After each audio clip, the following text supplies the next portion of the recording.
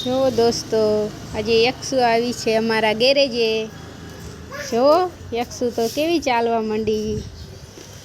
એને તો બધી વસ્તુ લેવી છે અને પપ્પા આ બાજુ સામાન અંદર મૂકે છે બધોય.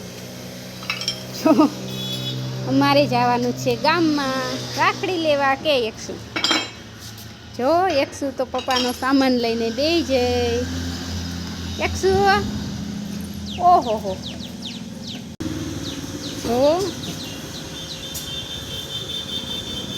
જો કેટલા બાઇક પડ્યા છે સમા કરવાના. જો ક્યાંની જગ્યા છે અને યક્ષુ જો બધાય મોટરસાઇકલ અમે અંદર જવા દે છે. જો યક્ષુના પપ્પા આવે.